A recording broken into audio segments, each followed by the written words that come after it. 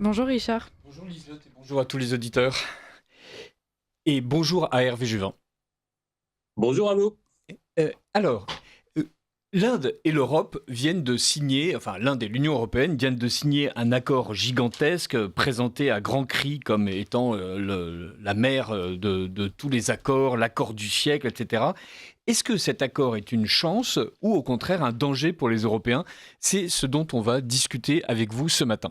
Alors pourquoi avec vous? C'est parce que en fait, vous êtes un bon connaisseur de l'Inde et dans le pays dans lequel vous vous rendez régulièrement. Euh, à votre avis, cet accord est-il une bonne chose? Bonjour d'abord. J'entendais Manou Bouka parler d'hystérie. Je serai le dernier à céder à des expressions et à des comportements que j'ai trouvés un peu hystériques sur cet accord, disant que c'était l'accord du siècle, c'était l'accord qui changeait tout, etc. Comme d'habitude, à chaque fois que l'Union européenne conclut un accord de libre-échange, on crie à une victoire, on crie à un accord exceptionnel, on crie à des résultats qui vont se chiffrer en dizaines, voire en centaines de milliards d'euros de bénéfices pour nos entreprises, créer des millions d'emplois, etc. Généralement, ça s'avère faux. Et ce qui me paraît important ce matin, c'est d'essayer de poser les crayons et de mettre à plat la réalité, de la regarder telle qu'elle est. Je dirais trois choses à cet égard.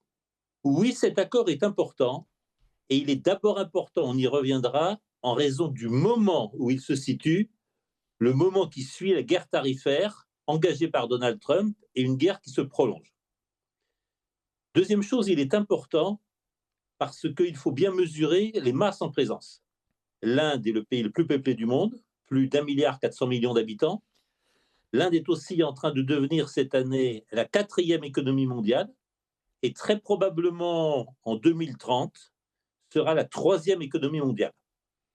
Je le répète, en 2030, les trois pays les plus peuplés du monde seront aussi les trois premières économies du monde. La Chine, les États-Unis et l'Inde, ce qui devrait nous faire réfléchir. Et l'Europe, c'est entre 400 et 500 millions d'habitants. Donc c'est vrai que nous avons un ensemble qui va abaisser considérablement ses tarifs douaniers de près de 2 milliards de personnes. Ça compte. Le troisième élément, c'est de considérer ce qui est en jeu. Ce qui est en jeu du côté indien, ce sont notamment les exportations automobiles, les exportations pharmaceutiques, quelques autres dont certaines étaient taxées au-dessus de 100%, qui dorénavant vont être taxées seulement à 20%. Du côté européen, Comme et ça l'alcool par concerne exemple? bien sûr, et du côté européen, et ça concerne évidemment la France, il faut savoir que les vins français ou européens étaient taxés à plus de 100%, je crois 120% exactement, ce qui fait qu'ils étaient inaccessibles. Dorénavant, ils seront taxés seulement à 20%. Les pâtes, les chocolats et d'autres spécialités européennes et notamment italiennes, eux, seront tout simplement taxés à 0%. Donc, sans me livrer aux débauches de chiffres qui ont été délivrés par la Commission européenne et par le président Costa à l'occasion de la signature de cet accord de libre-échange hier entre Narendra Modi, le président du Conseil européen et la présidente de la Commission, Madame von der Leyen, je dirais que c'est probablement un accord qui vient à un bon moment et c'est probablement un accord qui aura de bonnes conséquences pour nos producteurs. Alors, je voudrais revenir sur un des premiers éléments que vous nous avez donné, qui est le moment. On nous dit, et à mon avis c'est faux, qu'il s'agit de réduire la dépendance à la Chine, qu'il s'agit, une fois de plus, d'avoir une espèce de réponse agile aux préoccupations du moment. J'ai l'impression qu'on repeint l'éléphant, si j'ose dire, parce que c'est un accord qui est en discussion depuis plus de 20 ans, comme le Mercosur qui est en Tout à fait. discussion depuis plus de 25, qui a été en discussion pendant plus de 25 ans. Autrement dit, on essaie de nous donner aujourd'hui un argument géopolitique du moment pour, en fait, une fois de plus, justifier un libre-échangisme qui est fondamental dans l'esprit de la Commission européenne. Alors, je ne crois pas du tout à la justification contre la Chine que vous avez évoquée.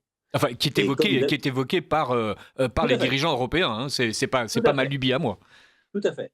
Ce qui apparaît assez clairement dans les discussions et dans les déclarations des uns et des autres, et je l'ai dit, ça vient quand même à un moment important parce que ça vient après la guerre tarifaire engagée par Donald Trump, ça vient après les nouvelles menaces contre l'Union européenne Donald Trump voulant acquérir le Groenland, si des pays européens s'y opposent, notamment la France, je vais doubler, voire tripler les droits de douane. Ça vient pour l'Inde à un moment très important. Toute l'Inde a été suspendue à un soi-disant appel téléphonique que Narendra Modi devait passer à Donald Trump et il n'y a pas eu d'appel téléphonique. Pourquoi? Parce que l'Inde n'a pas plié devant les exigences américaines, consistant notamment à se passer les approvisionnements essentiellement en pétrole et aussi en gaz russe, et en quelque sorte à rompre les ponts avec la Russie.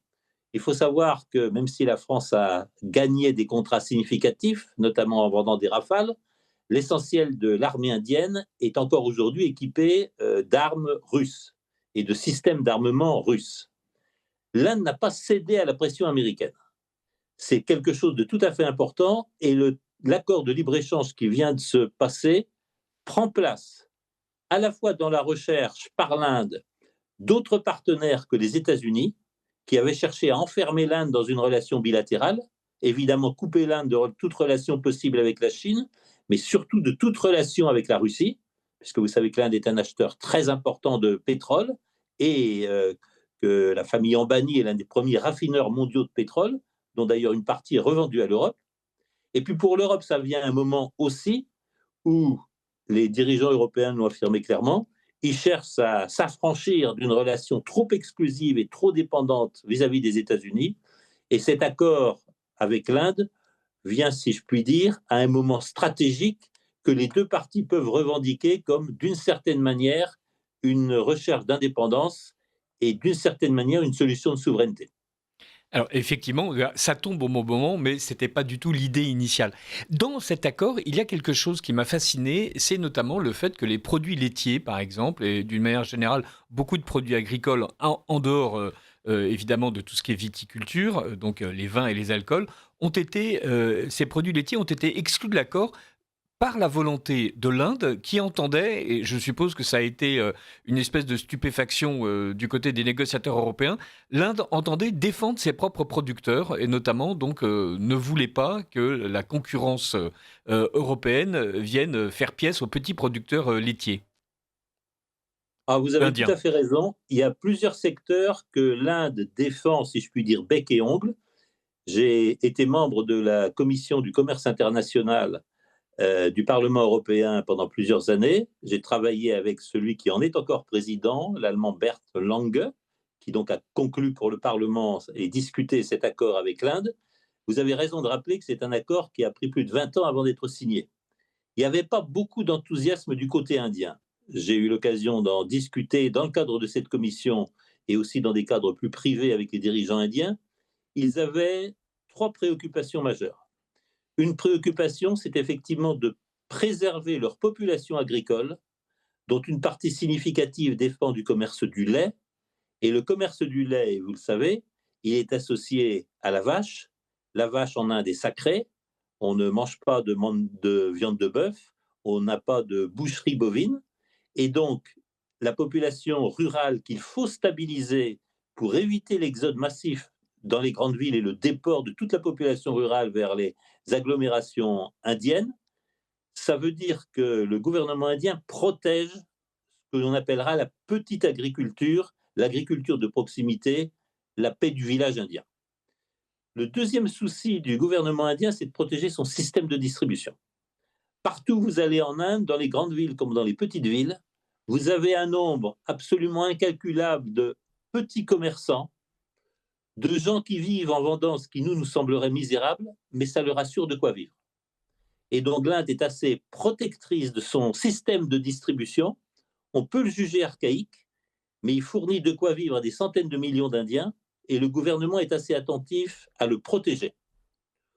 Je regrette en passant que le gouvernement français ne sache pas prendre la mesure de la casse sociale et territoriale qui est en train de se passer du fait d'abord de la grande distribution et dorénavant des plateformes Internet. Si je peux Un me dirigeant permettre, Hervé Juvin, d'intervenir à ce moment précis, je pense que le gouvernement a pris cette décision et qu'il en est parfaitement conscient et qu'il considère que c'est à passer par pertes et profits puisque le tropisme des gouvernements successifs, quelle que soit leur couleur, est un tropisme technocratique qui n'apprécie que les grands ensembles et qui, au contraire, déteste les petits distributeurs, les petits paysans. Ils ne rêvent que d'une économie planifiée, d'une distribution monopolistique. Voilà. Donc, autrement dit, la France a fait le choix, en fait, de la casse sociale. Je souscris tout à fait à ce que vous dites. On observera que, y compris dans certaines déclarations du président Macron avant son élection, il allait limiter l'emprise des hypermarchés notamment. Rien ne s'est passé dans ce domaine. Et je constate que la multiplication des plateformes Amazon ou autres en France détruit à toute vitesse notre petit commerce. Je voulais simplement citer ce chiffre que je tiens d'un dirigeant important de la région lyonnaise. Il me disait récemment qu'il y a une quinzaine d'années, la totalité du petit commerce de la région, c'était de l'ordre de 8 milliards. Et ces 8 milliards d'euros, c'était le chiffre d'affaires du commerce de proximité et aussi des supermarchés.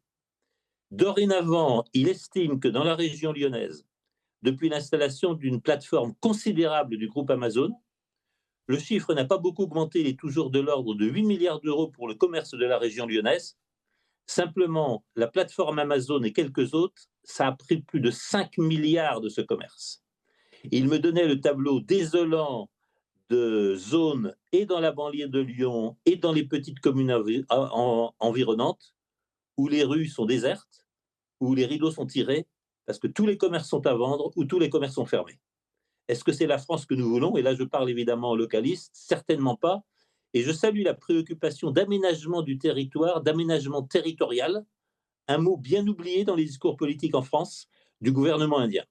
Le gouvernement de Narendra Modi, qui a fait un travail assez extraordinaire de progrès social et un travail assez extraordinaire de conscience politique, y compris dans les coins les plus reculés de l'Inde. Ça a été la mission du RSS au cours du siècle dernier, puisque le mouvement constitutif du parti au pouvoir, le BJP, s'appelle le RSS.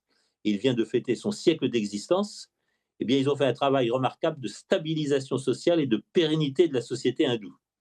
Et donc, l'Inde ne laisse pas partir son système de distribution. Il y a un troisième domaine qui compte dans cet accord, c'est le domaine de la pharmacie. Vous savez sans doute que l'Inde est un géant de la pharmacie et en particulier des génériques. À cet égard, j'ai ressenti chez mes amis indiens une certaine inquiétude. Est-ce que pour satisfaire aux normes et aux règles de l'Union européenne et pouvoir exporter massivement les produits génériques indiens, est-ce que l'Inde ne risque pas de sacrifier aux dogmes technocratiques européens sa médecine traditionnelle et notamment la médecine ayurvédique? Vous savez sans doute que les Nations Unies ont reconnu les médecines traditionnelles, notamment l'Ayurveda et aussi la médecine traditionnelle chinoise, comme faisant partie du patrimoine de l'humanité. Or, on sait que l'Union européenne a pris, la Commission européenne, sous l'emprise des géants de la chimie et de la pharmacie, ont pris des dispositions qui bannissent pratiquement les médecines traditionnelles, l'herboristerie, l'acupuncture, etc., etc. J'ai senti chez mes amis indiens une certaine inquiétude et je dois dire qu'elle est probablement justifiée par la frénésie technocratique et la frénésie chimique qui saisit souvent la Commission européenne. Voilà les trois grandes préoccupations de l'Inde. J'observe qu'ils n'ont pas cédé. J'observe qu'il n'y aura pas d'exportation de lait européen. J'observe qu'il n'y aura pas rapidement de démantèlement du système de distribution de proximité en Inde. Et j'espère que l'Inde va savoir préserver ses médecines traditionnelles qui ont fait leurs preuves depuis des siècles, sinon des millénaires, et que surtout, nous ne devons pas abandonner au dogme de la chimie, de l'édition des gènes, etc., etc. Effectivement, ce sont des vœux qu'on pourrait adresser à la Commission européenne pour notre propre marché, mais effectivement, les cartels pharmaciens ont l'air de tenir bien serré l'Union européenne. Je suis en train de recevoir Hervé Juvin pour parler de cet accord gigantesque entre l'Union européenne et l'Inde. Tout à l'heure, à 7h50, Jonathan Sturel nous rejoindra. Il parlera de SOS Racisme. Mais à 8h, nous poursuivrons cette discussion. Jonathan Sturel, Hervé Juvin et moi-même. Hervé Juvin, sur cette question de la pharmacie, j'aimerais rebondir en parlant de Jugad, autrement dit d'innovation frugale.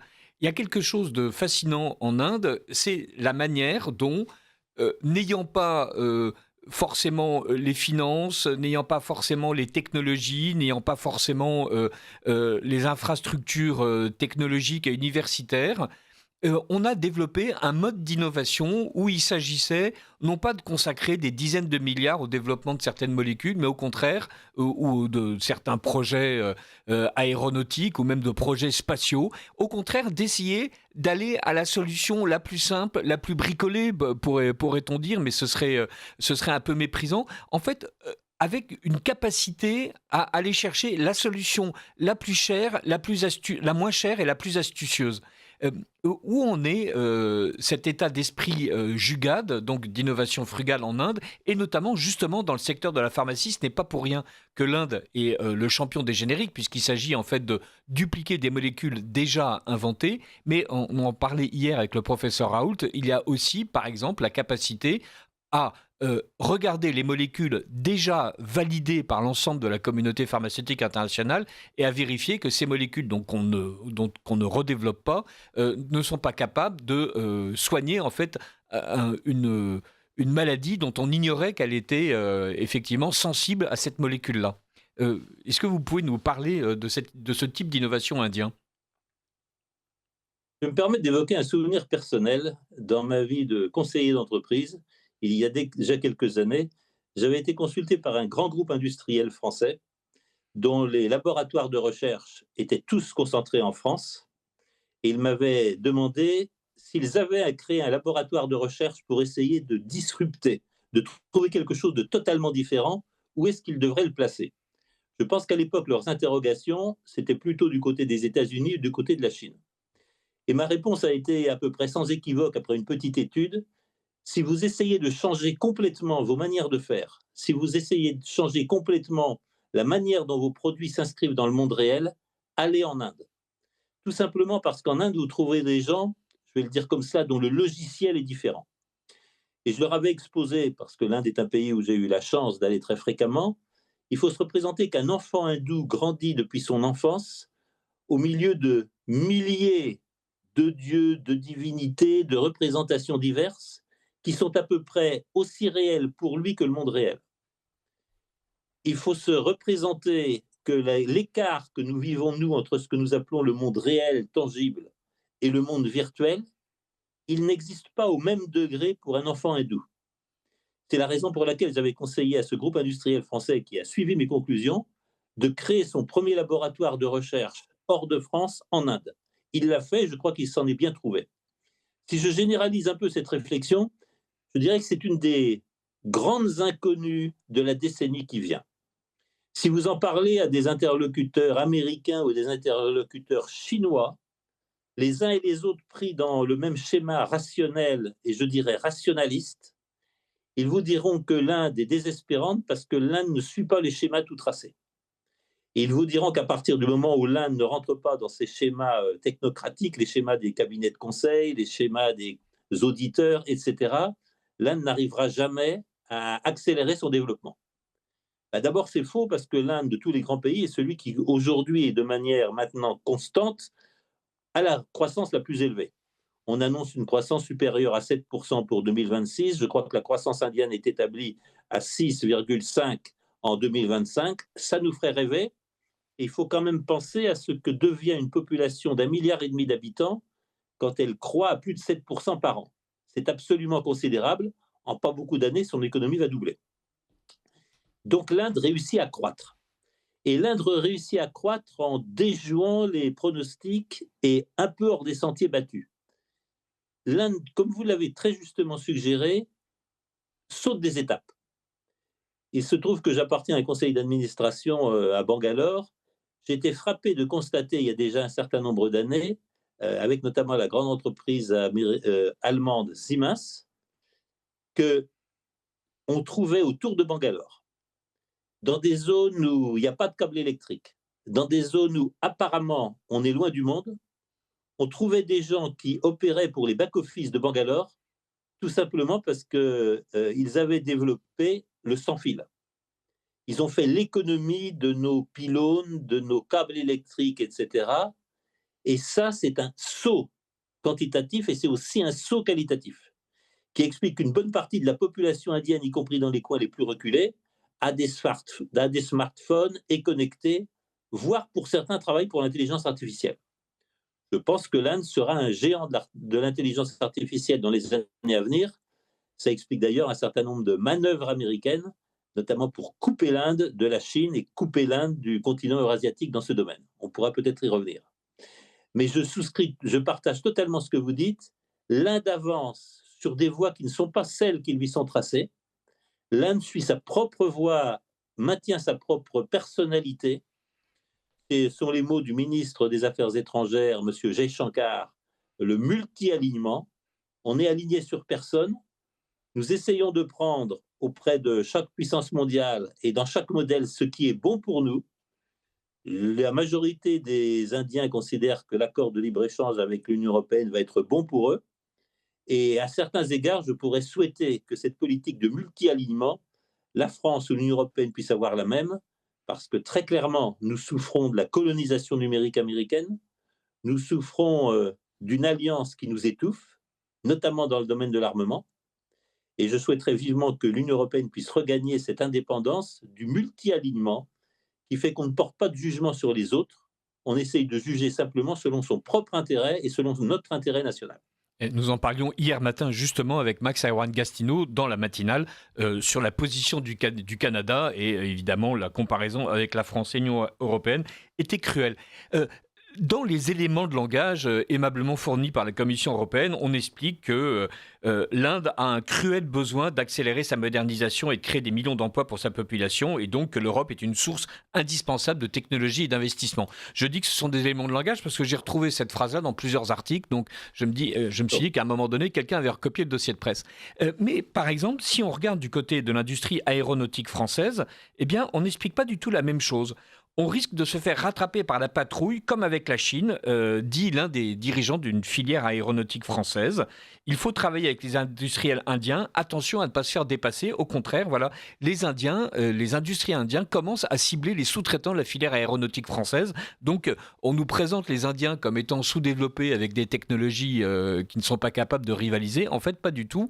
On est déjà, et cet accord de libre-échange risque là aussi en fait d'être au détriment en tout cas des industriels français. On est en face de gens qui ont été capables d'avoir une industrie aéronautique tout seuls, qui ont été capables d'avoir une industrie spatiale tout seuls, et donc qui risquent de nous tailler des croupières tout seuls.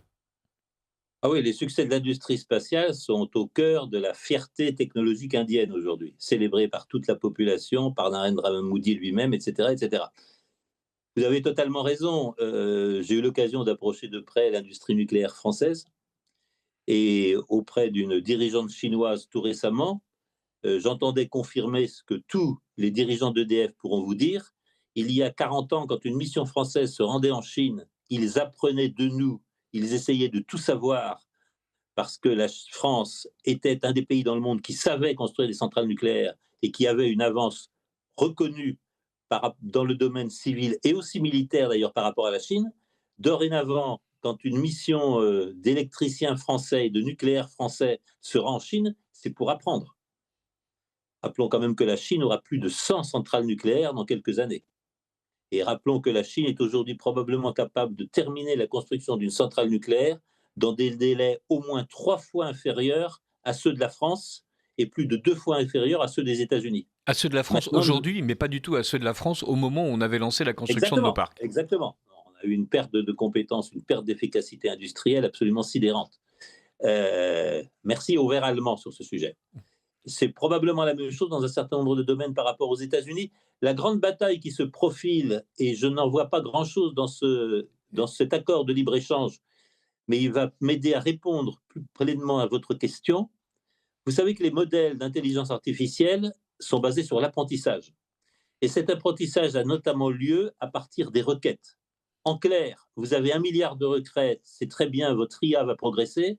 Vous avez 10 milliards de requêtes, c'est beaucoup mieux, votre IA va progresser beaucoup plus vite.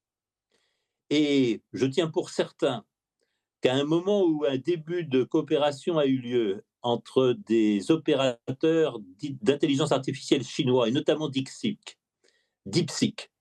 et l'Inde, nous avons une intervention au plus haut niveau et un déplacement dans les 48 heures d'un dirigeant américain pour demander à l'Inde de bloquer tout accès du public indien à DeepSeek. tout simplement pour que l'intelligence artificielle chinoise ne bénéficie pas de la masse de requêtes qui aurait pu venir du 1,5 milliard d'Indiens. Ça me paraît totalement intolérable et j'aimerais savoir ce qu'il en est de l'intelligence artificielle et de la coopération entre certains pays de l'Union européenne, et je pense naturellement à la France, et je pense naturellement à Mistral, et la population indienne, parce que le nombre de requêtes qui viennent de l'Inde en matière d'intelligence artificielle est de nature à faire évoluer très vite et à enrichir très vite nos propres modèles d'intelligence artificielle. L'Inde s'est laissée coloniser par les États-Unis. Je pense que l'Union européenne, et la France notamment, aurait une place à jouer dans ce domaine. Je pense d'ailleurs qu'étant donné l'évolution des relations actuelles, l'Inde va bientôt reconsidérer ses relations avec la Chine dans le domaine de l'intelligence artificielle comme dans bien d'autres domaines. Parce que laissez-moi terminer en disant que l'accord avec l'Europe est important. Si on a une amélioration des relations entre la Chine et l'Inde, c'est l'une des plus grandes hantises des États-Unis, là le monde bascule et là, très résolument, 80% de la croissance et de la richesse mondiale se feront quelque part entre l'Inde, la Chine et l'Asie centrale. Merci beaucoup Hervé Juvin, restez avec nous et maintenant tout de suite la chronique de Jonathan Sturel. Ligne droite. Nous avons de la visite. Le face-à-face. Alors, Hervé Juvin, donc je rappelle que vous êtes ancien député européen RN et surtout cofondateur du mouvement Les Localistes et que entre votre expérience d'eurodéputé et vos activités localistes, vous connaissez bien l'Inde. Jonathan Sturel, vous êtes éditeur, vous êtes auteur. Voilà, on a compris que SOS Racisme vous énervait à juste titre. Je voudrais aborder un point précis de cet accord entre l'Inde et l'Europe, qui est, si j'ose dire, cette espèce de géométrie morale variable de l'Union européenne qui d'un côté nous explique bien sûr que le nationalisme c'est mal, que le nationalisme c'est la guerre et que le repli identitaire est une cruauté et pour citer le camarade Ursula von der Leyen, l'Inde et l'Europe ont fait un choix clair, celui du partenariat, du dialogue et de l'ouverture, mais Monsieur Modi, Narendra Modi est un nationaliste hindou. Et en fait, depuis entre le premier moment de son élection et ses mandats successifs, il a développé en fait un projet hindouiste avec une forte orientation hindouiste au détriment des autres communautés. On est évidemment ravis pour l'Inde qu'un dirigeant comme M. Modi ait réussi à effectivement lui apporter une prospérité qu'elle n'avait pas connue. On est ravis pour l'Inde que M. Modi soit non aligné et lui permette de lui préserver sa souveraineté. Est-ce que véritablement l'Union européenne n'est pas remplie d'hypocrites tartuffes qui trouvent toutes les qualités à M. Modi et à son Inde alors qu'il refuse de voir les mêmes qualités à d'autres pays, y compris à l'intérieur de l'Union européenne? Ce que vous dites me fait simplement penser que l'Union européenne, et d'ailleurs peut-être aussi hélas la France, n'a plus de boussole stratégique. Quand j'étais au Parlement européen, il était bon ton de condamner régulièrement l'Inde pour de soi-disant exactions contre les minorités chrétiennes, contre de soi-disant persécutions contre l'énorme minorité musulmane. Il faut savoir que l'Inde, pays de plus d'1,4 milliard d'habitants, compte de l'ordre de 220-230 millions de musulmans, et que l'Inde est dans une situation stratégique complexe, parce qu'à l'ouest, vous avez le Pakistan, bientôt 300 millions d'habitants musulmans, beaucoup radicalisés, et que dorénavant, vous avez aussi un Bangladesh à majorité musulmane et qui est en train de se rapprocher du Pakistan, d'où une situation géopolitique compliquée. Je voudrais répondre à votre question en 2 points. La première, j'ai bien écouté l'intervention concernant SOS Racisme. Est-ce que la France est toujours un pays de liberté? La liberté, ça commence par le droit pour le propriétaire de louer à qui il veut. Et ce qui vient d'être dit, c'est de nouveau une régression de nos libertés et une régression du droit des propriétaires à louer à qui ils veulent. Ma deuxième réflexion considérera évidemment l'Inde et ce que vous avez appelé le nationalisme indien, qui là-bas a un nom particulier, ça s'appelle l'Hindutva. Les localistes ont des partenaires importants en Inde, notamment l'India Foundation, présidée par M. Ramadav, et Ramadav, qui a été le secrétaire général du parti au pouvoir, le BJP, est l'auteur d'un livre qui s'appelle l'Hindutva. L'Hindutva, c'est la doctrine officielle de Narendra Modi et du BJP. C'est quoi? Je vais employer un mot qu'en France, on n'a pas trop droit d'employer, c'est identitaire. L'Hindutva dit, pour être un citoyen indien, pour vivre en paix en Inde, ce n'est pas une question de religion, mais il y a un certain nombre de mœurs, il y a un certain nombre de pratiques de vie, il y a un certain nombre de coutumes, il y a un modèle de bonne vie en Inde. Et celles et ceux qui ne participent pas à ce modèle de bonne vie, qui ne veulent pas s'inscrire dans ce cadre de l'Hindutva, dont je rappelle qu'il n'est pas religieux, la Cour constitutionnelle indienne saisie a décidé que ça n'était pas religieux, ça n'est pas être hindou ou musulman ou chrétien qui fait de vous que vous vivez dans l'Hindutva, c'est un certain nombre de pratiques. Par exemple, ne pas manger de viande de bœuf ou ne pas manger de viande bovine. Eh bien, je pense que nous avons à nous inspirer de ce travail théorique conduit depuis un siècle, je l'ai dit, par le RSS, le Shiv Sena, auquel appartenait Narendra Modi. Il faut savoir que Narendra Modi, dans ses jeunes années, a été une sorte de moine laïque. Narendra Modi, tout Ah, jeune, comme est Sébastien entré dans Lecornu, ce c'est amusant. mouvement et il s'est consacré, y compris dans les villages les plus reculés de l'Inde, à de la formation politique, à de la formation sociale, à de l'éducation citoyenne. Et le RSS a accompli depuis un siècle un travail absolument formidable qui explique non seulement la victoire du BJP, mais qui explique la force de cette identité indienne et de ce cadre de l'Hindutva qui est le cadre de vie commun à tous les Indiens. Et la question et la réponse sont simples. Si vous choisissez de ne pas vivre dans le cadre de l'Hindutva, eh ben peut-être qu'il vaut mieux vivre ailleurs. Je souhaiterais qu'en France, on sache dire qu'il y a un mode de vie français, il y a une culture française, n'en déplaise au président Macron, il y a un patrimoine, une histoire française, et ceux qui ne veulent pas s'inscrire dedans, peut-être il faut qu'ils pensent à repasser les frontières. Alors, merci pour cette présentation de Nindutva et évidemment de ce pli identitaire qui est d'ailleurs celui de l'immense majorité des nations dans le monde, à part des nations aussi éclairées que la France et surtout éclairées par Emmanuel Macron. Est-ce qu'on peut quand même souligner que l'Union européenne a une manière bien à elle, d'un côté de vilipender les Hongrois et de l'autre côté d'embrasser les Indiens? Ah, mais parfaitement, mais là on vit dans une schizophrénie caractérisée. Je rappelle qu'il y a quelques années, à plusieurs reprises, le Parlement européen a condamné Narendra Modi et les actions du gouvernement indien parce que soupçonné de ces crimes majeurs qui sont de vouloir protéger leurs frontières, de vouloir protéger leur identité, etc. etc. Et maintenant, l'accord de libre-échange avec l'Inde est présenté comme la mère de tous les traités qui va évidemment nous garantir prospérité et puissance pour les siècles à venir. Tout ça est finalement assez risible.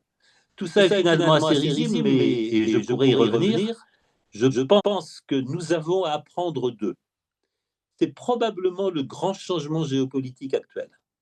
Non seulement beaucoup de pays dans le monde, évidemment l'Inde, évidemment la Chine, ne supportent plus nos leçons de morale, ne supportent plus les leçons d'un continent où on ne se sent pas en sécurité quand on sort dans la rue le soir, où, comme on vient de nous le dire, on n'est plus libre de louer son appartement à qui on veut. Et d'ailleurs, on n'a pas de recours si les loyers ne sont pas payés. Et on n'a pas non plus de recours si l'appartement est laissé dans un état catastrophique, ce qui va d'ailleurs provoquer une crise du secteur locatif et une crise du marché immobilier. Mais nous la verrons bientôt, ce sont les effets naturels de ces procédures de testing qui n'ont en fait d'autre but que d'assurer les finances d'une association en prompt dépérissement qu'est SOS Racisme. Bref, l'Union européenne marche sur la tête. Nous devrions imiter ces pays qui sont en train de se réarmer sur le plan identitaire. C'est probablement l'une des missions de Donald Trump, mais c'est certainement ce qui s'est passé en Inde il y a déjà 10 ans. C'est ce qui est en train de se passer en Chine, de tous les côtés. On me dit que les Chinois qui ont fait leurs études aux États-Unis, les Chinois qui ont accompli une partie de leur carrière à l'étranger, qui étaient choyés auparavant, commencent à se trouver dans une position, non pas de suspect, mais à l'écart d'un certain nombre de positions de responsabilité, ce dont, pour ma part, je me félicite. Un pays qui ne sait pas garder son autonomie en matière de formation, en matière de normes et en matière de comportement est un pays qui s'offre à la colonisation ou à l'invasion. C'est ce qu'on nous dit partout dans le monde. Arrêtez de nous donner des leçons, arrêtez de vous prévaloir d'une suprématie morale ou technique qui n'existe plus. Essayons simplement de voir nos intérêts communs et de travailler dans le sens de nos intérêts. Eh bien, si cet accord de libre-échange avec l'Inde était le signe que l'Union européenne renonce à ses discours moralisateurs et à ses discours de bonne conscience assénés partout dans le monde à tort et à travers, ce serait quand même une excellente chose. Ça voudrait dire qu'on a enfin un peu de réalisme, et en France et dans l'Union européenne. Alors, évidemment, là aussi, c'est un des nombreux vœux que nous avons formés lors de cette discussion, mais il y a peu de chances que Ursula et Emmanuel nous entendent. Hervé Juvin, vous aviez tout à l'heure évoqué justement les leçons que peut nous donner l'Inde. Donc il y a cette leçon identitaire, il y a cette leçon de la préservation en fait du petit tissu commercial et industriel, autrement dit faire en sorte que les gros n'écrasent pas les petits. Est-ce qu'il y a encore d'autres leçons qu'à votre avis, l'Inde est capable de nous apporter dans cet esprit d'ouverture et de dialogue vanté par Ursula von der Leyen? Si je sors totalement de cette discussion sur cet accord de libre-échange, c'est une des plus grandes questions géopolitiques de l'avenir. Je l'ai dit, l'Inde, pays le plus peuplé au monde, est un pays qui ne suit pas les sentiers ou qui ne marche pas dans les clous qui lui sont tracés. L'Inde cherche d'autres voies. L'Inde affirme très fortement une identité culturelle, civilisationnelle particulière. L'Inde reste en très grande majorité peuplée par des hindous. Et c'est vrai, les hindous ont la primauté dans nombre de domaines. Mais je rappellerai néanmoins, pour faire taire les allégations, que l'une des porte-paroles les plus célèbres de Narendra Modi, qui s'appelle Shezia, que j'ai eu l'honneur de rencontrer, est une musulmane, qui d'ailleurs, parce qu'elle travaille pour le gouvernement de son pays, fait l'objet d'un certain nombre de fatwas de condamnation à mort des islamistes radicaux. Il faut quand même qu'on sache comment ça se passe en Inde et comment d'ailleurs ça se passe aussi en France, avec une sorte de terrorisme latent auquel nos pays sont confrontés. L'Inde ne suit pas les clous, les clous qui lui sont tracés, ne marche pas dans les clous, et ça me paraît très intéressant parce que c'est l'objet d'un débat que j'ai souvent avec des interlocuteurs chinois. Pour eux, l'Inde n'est pas rationnelle, pour eux, l'Inde demeure une énigme, et d'ailleurs, à certains égards, ils sont défiants et ils ont peur de l'Inde. C'est une des questions posées, si je reprends les déclarations de Malraux, le 21e siècle sera spirituel. Et le 21e siècle accordera aux forces spirituelles une importance considérable. Si tel est le cas, l'Inde est peut-être en train de trouver une martingale gagnante. Ne rien renier de son identité, conserver une religion extrêmement présente dans tous les actes de la vie. Quand vous êtes en relation avec des dirigeants indiens totalement occidentalisés, en fait les meilleures universités américaines ou Cambridge ou Oxford, vous êtes très surpris de vous entendre dire « Ah, pendant nos 8 jours, vous ne pouvez pas le rencontrer ou la rencontrer. Il est en jeûne, dans un temple, dans un ashram, hors du monde, et c'est sa période de retraite annuelle. » Ça n'arrive pas si souvent qu'on dise la même chose de dirigeants européens ou de dirigeants français. Il est parti dans un monastère, il ou elle est en retraite pour une semaine, pour 15 jours, inatteignable, injoignable, hors du monde. L'Inde suit ce chemin tout à fait particulier. Et c'est un grand débat par rapport au pragmatisme et au réalisme, mais aussi au matérialisme chinois ou naturellement américain. Est-ce que la voie indienne qui tente de combiner modernité, mais en même temps attachement spirituel et attachement identitaire, sera la voie gagnante du 21e siècle? Je ne le sais pas, les paris sont ouverts, mais en tout cas, pour ma part, j'accorde beaucoup d'attention et beaucoup d'intérêt à la voie de l'Hindutva, à la voie qui combine identité civilisationnelle et religieuse profonde et modernité économique ou technique. L'Inde, peut-être, nous ouvre certaines des voies du 21e siècle. Merci beaucoup Hervé Juvin pour ces analyses passionnantes et à très bientôt sur Radio Courtoisie.